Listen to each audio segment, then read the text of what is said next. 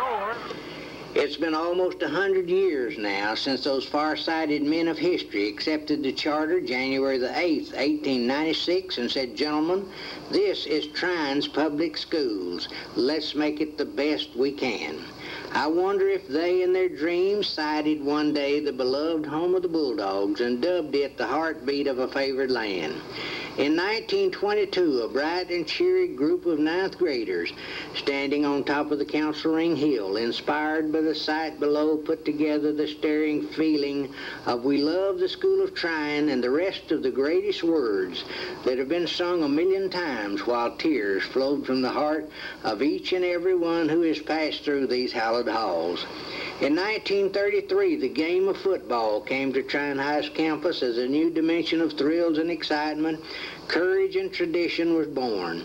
Now, more than 50 years after Trion High's colors were changed, purple and gold to blue and white, and the name Bulldogs was instilled, that same name and sight creates a respect that in this season of 1990 has not diminished. All other schools know in order to make their season a success, you have to beat the Bulldogs.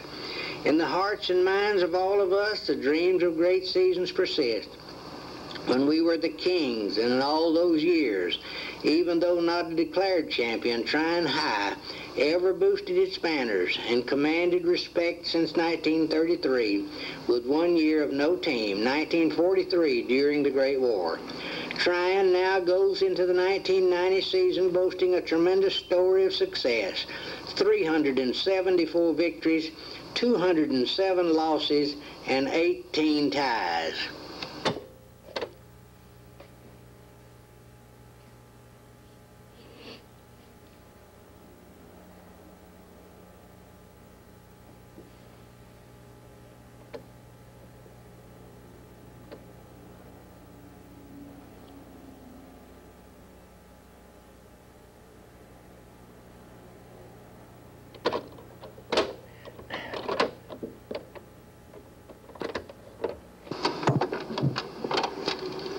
As you note the clean and neat appearance of the halls of THS, this is not just a happening, but a way of life for those of us who were privileged to come this way.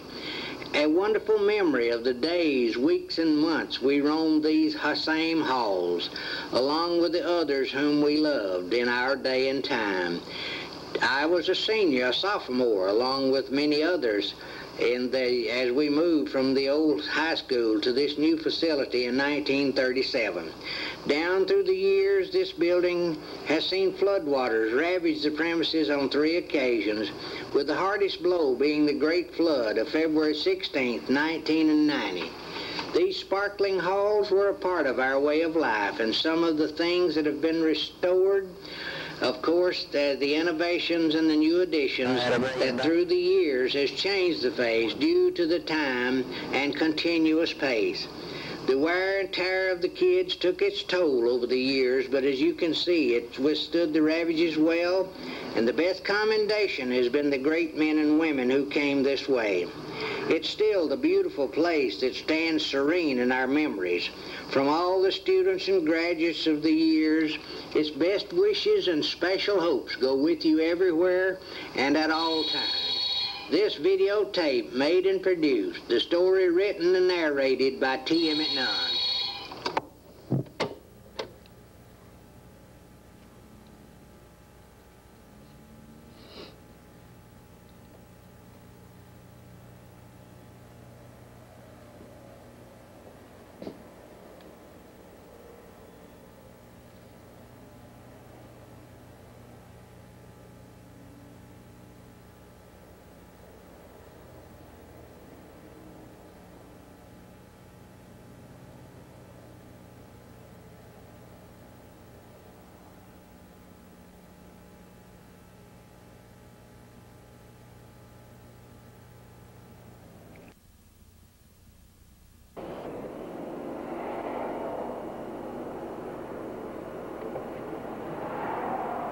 Homecoming 1989, with a glowing full harvest moon, our thoughts fell back to the echoes of cheers that ghost this wonderful place. September the 20th, 1961, and the legions of Sam McCain ripped one of West Rome chieftain's best ever, 20-6. It was said that on the following Saturday morning, the hills of northwest Georgia still rocked from the Trion cheers. From that day, West Rome swore they would never again enter the Fighting Bulldogs' territory. But the greatest Christmas gift ever was December the 18th, 1974, our second state championship, and one of the longest seasons, and the cherished recognition of state champions. We're the absolute number one. No more claims to prove for Coach Clarence Blevins and the great Bulldogs that beat Lincoln County 7-0. Here, too, came the story of the fabulous four horsemen that galloped the great team of 74 to its unforgettable heights. Trion's March of 1988 that posted Scott Daniels' historic run to sink Chattanooga Valley, as well as the never-to-be-forgotten explosion of 21 points to beat the Ramblers in the opening period, are some of the great moments that still echo this fabulous stadium. Some of the more critical still ask, why didn't we win it all again like last fall? When you lose such quality players as the 14 seniors from 1988 and have just 6 left of that experienced group, there's always those of such caliber as Bowden and Bremen who are peaking. Our thoughts of 1989 go back to the stormy night at Lafayette, but we still wrote victory again over the Ramblers. There was the great comeback in the final period to complete a beautiful but rainy night at Section, Alabama. Never have we seen a more colorful homecoming night of flags, banners, and lovely young ladies as beautiful Sam R. McCain Field glowed to a delightful 26-14 win over Redbud. At Bowden, we fought adversity and a Red Devil team of speed and experience, dead set on revenge for the humiliation of last November's playoff. Bremen came to Trion for a night of excellence and perfection, and the pieces fell into place for their 17-0 shutout that we suffered. Now, as the last page turns, the rich green carpets of September has withered with the frost. The golden leaves have fluttered down and are blown by the cold breezes.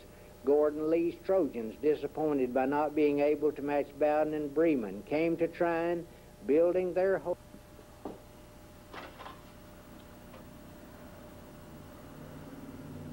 Again, Gordon Lee was thwarted in their efforts to win this 1989 encounter. However, another one of the great games of history was the game of 1989. There was no bowl bid. It was not for the championship, but the Trion Gordon Lee closeout was certainly one for the memory pages of football history. Trion's Bulldogs 23, Gordon Lee Trojans 17 in 2 overtime encounters.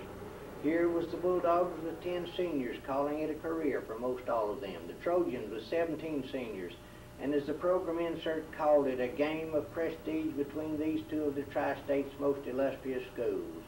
A game to decide who stood closest in the shadows to Bowden and Bremen in Class A's toughest region. Had either one of these teams played the same quality season as his 1989 final, no doubt one of those leaders would have fallen.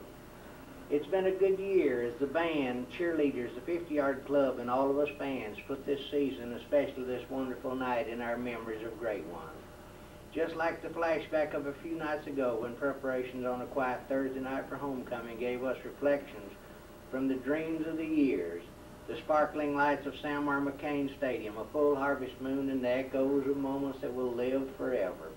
How wonderful it is to be a Trion High Bulldog, to glory in our victorious past, to smile in our present accomplishments, and continue to always look to a bright future.